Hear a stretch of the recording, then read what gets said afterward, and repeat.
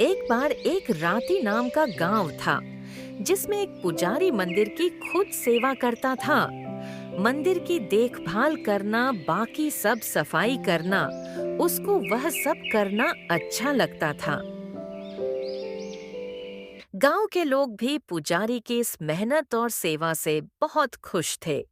एक दिन वह पूजा पाठ करके मंदिर से वापस अपने घर जा ही रहा था। तभी गांव का एक व्यक्ति रास्ते में उसे मिला और बोला, नमस्कार पंडित जी, कैसे हैं आप? बड़े दिनों में दिखाई दिए हैं। मैं ठीक हूँ बेटा। तुम बताओ, तुम कैसे हो? घर में सब ठीक है ना? देखिए पंडित जी, आप बुरा मत मानिए मेरी बातों का, लेकिन मैं आपको जब देखता हूं तो मुझे कष्ट होता है। इसलिए सोचा मैंने आज आपसे पूछ ही लो। देखो बेटा, मैं जैसी तपस्या कर रहा हूँ, मुझे अपना आप पर पूरा भरोसा है कि एक दिन मेरे भगवान मुझे अवश्य मिलेंगे। देखिए पंडित जी, आप मेरे पिता समान हैं, इसीलिए मैंने आपसे ऐसा कह दिया। अगर मेरी बात का बुरा लगे तो मैं आपसे माफी चाहता हूँ। अरे नहीं बेटा, ऐसी कोई बात नहीं। अच्छा तो पंडित जी, अब मैं चलता हूँ। इतना सुनकर वह गांव का व्यक्ति वहां से चुपचाप चला जाता है। घर पहुंचकर वह बैठकर सोचने लगा कि उसके गांव की व्यक्ति ने ऐसा क्यों कहा। क्या मेरी सेवा व्यर्थ है? क्या मेरी पूजा पाठ व्यर्थ है? कहीं मेरी पूजा पाठ व्यर्थ तो नहीं जाएगी?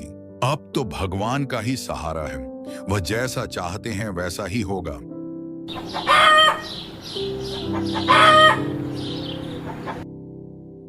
एक रात जब पुजारी अपने घर में सो रहा था, तब भगवान ने उसके सपने में आकर दर्शन दिया और कहा, हे ब्राह्मण, मैं तुम्हारी पूजा और तपस्या से प्रसन्न हूँ। आप मुझसे कोई भी वरदान मांग सकते हैं। बताइए, आपको मुझसे क्या वर चाहिए? मैं धन्य हो गया प्रभु, आपने मुझे आज अपने दर्शन दिए हैं। मैं यह सब देखकर बहुत प्रसन्न हूँ। मुझे आपसे कुछ मांगने की जरूरत नहीं है। आप मुझे जो चाहें वह वरदान दे सकते हैं। अच्छा ठीक है ब्राह्मण जी, मैं आपको एक वर देता हूँ कि जीवन में एक बार सच्चे मन से आप जो चाहोगे वही हो जाएगा। इतना कहकर भगवान चले जाते हैं और पंडित जी जो हैं वह खुशी से फूले नहीं समा रहे। प्रभु की जय हो, प्रभु की जय हो। अगले दिन जब पंडित जी उठे तो उन्होंने सोचा, मेरे जीवन में इस वरदान को लेकर अवसर तो बहुत आएंगे, तो इसका इस्तेमाल भी मैं सही तरीके से करूंगा। एक दिन मंदिर में ब्राह्मण जी आए हुए थे। उनको देखकर पंडित जी पास गए और बोले, प्रणाम महाराज, आज यहाँ आपका आगमन कैसे हुआ? कुछ नहीं पंडित जी, बस मैं गांव से गुजर रहा था, सोचा यहाँ मंदिर में थोड़ा विश्राम कर लूं। सुना है पंडित जी, आपकी तपस्या का फल आपको मिल गया है।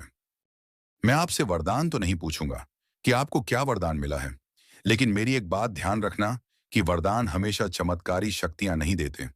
कई बार वरदान विचार होता है, एक समझ होती है जो जीवन बदल देती है। महाराज, आपकी बात का मैं सदा स्मरण रखूंगा। पंडित जी की नियति तो कुछ और ही कह रही थी। पंडित जी के जीवन में अनेक अवसर आए जब वह वरदान का इस्तेमाल कर अपने जीवन को सुखी बना सकते थे, लेकिन उन्हें ऐसा नहीं किया। कई बार तो भूखे मरने की नौबत आ गई। उनके घर में अन्न का एक दाना भी नहीं था, लेकिन पंडित जी की बुद्धि ने तो काम ही करना बंद कर दिया था। भोजन तो मुझे मंदिर से भिक्षा में भी मिल जाता है, दान में भी मिल जाता है। मैं वरदान को इस भोजन के लिए खराब नहीं कर सकता। वरदान का इस्तेमाल मैं सही जगह ही करूंगा। समय बीतता गया। गांव में एक दिन आंधी तूफान आया और पूरा गांव उजड़ सा गया। पंडित जी के उस वरदान से पूरे गांव की काया पलट सकती थी और गांव फिर से खुशहाल बन जाता। लेकिन पंडित जी की बुद्धि तो भ्रष्ट हो चुकी थी। उन्हें और कुछ दिखाई नहीं दे रहा था। पंडित जी अकेले में बैठे सोच रहे थे कि मैं अपने वरदान का इस्तेमाल अपने आप को अमर बनाने के लिए करूंगा और दुनिया को दिखा दूंगा कि मैंने अपने वरदान का इस्तेमाल कितनी बुद्धिमनी से किया है। जिस दिन मेरी मौत मुझे छूने आएगी, मैं उस दिन अपने इस वरदान का उपयोग करके अपनी मौत से बच जाऊंगा और हमेशा के लिए अमर हो जाऊंगा। अब पंडित जी की बुद्धि तो मानो घास चरने चली ही गई थी। और उनके बुद्धि का भ्रष्ट होना मतलब तय ही था। उन्हें ऐसा लग रहा था कि वह पता नहीं कौन सा तीर मारने जा रहे हैं।